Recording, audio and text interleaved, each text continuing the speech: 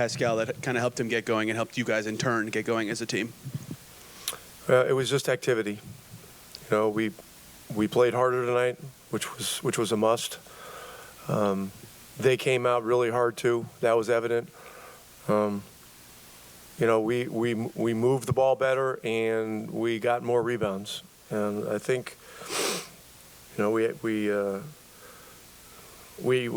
out-rebounded them, and that's obviously a big key to the series.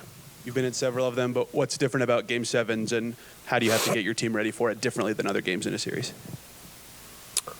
Well, it's the ultimate game, and it's a great opportunity. Other than Pascal, I don't know if any of our guys have been in a Game 7. Maybe James Johnson has.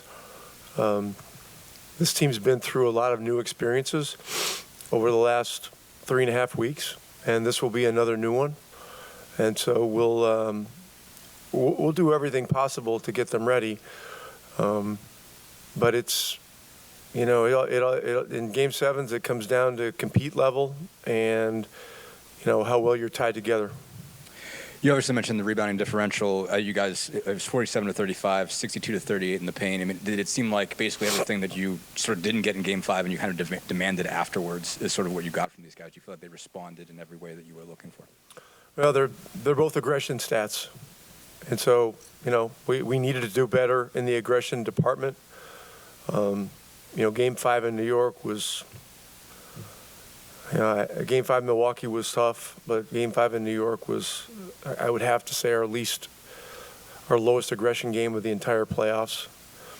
And so, we didn't have a very fun film session yesterday watching it. But, you go through these ups and downs, and it's, young teams are going to grow. So we'll find out how much on Sunday. You kind of touched on it before, but I mean, you guys got, you got Pascal kind of for games like this. Just how important was having a veteran presence like his when the game could be getting kind of frenetic, particularly in the first half? Look, he's a tremendous player.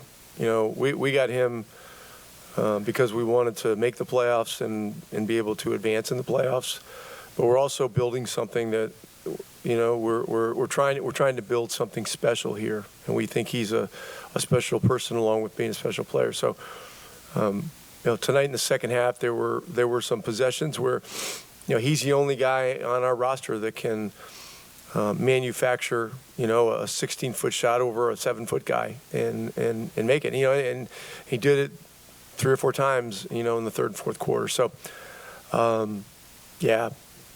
But listen, if in a series like this, you can't sit around patting yourself on the back. I mean, that's what gets your ass kicked the next game. So, we're going to keep our celebrations very short, if at all, after this game, and get ready for Sunday afternoon.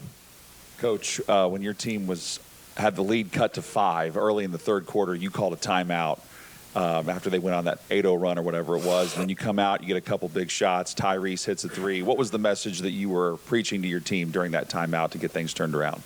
Well, if you count the 3 at the very end of the half and then the technical thing, I mean, they scored. It was like an 8-0 run in about a minute and a half, So that's how quickly things can change in an NBA game. No matter where you are, whether you're home or whether you're on the road. So I didn't have to say much. The guys in the huddle came together and they said, we got to make a stand and we got to go on a run here. And I think we hit a couple threes and we got things back to where we needed to get them. So that was an important point of the game. Yes. During that stretch, I think Aaron tips an offensive rebound, keeps it alive. Just what has his physicality on both sides of the floor meant to you guys in this series?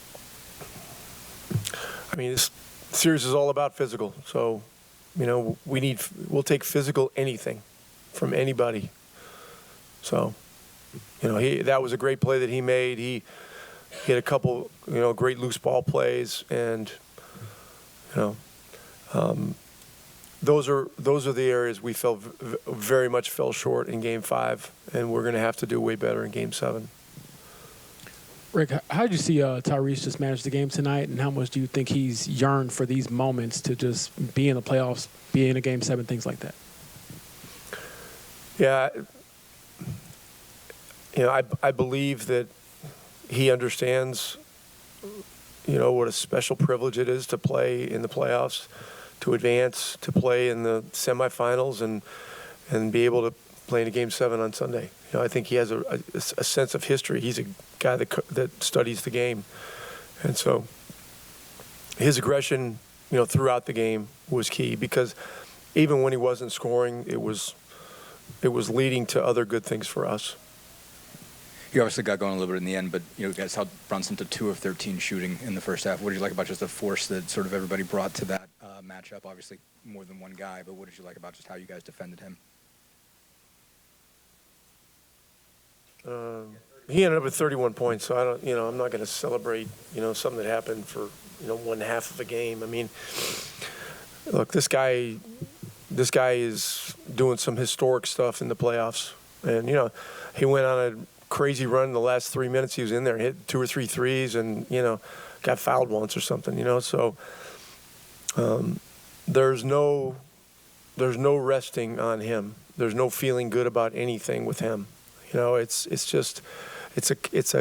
an endless task, when you face a player like him in a series like this. So we got to brace for Sunday.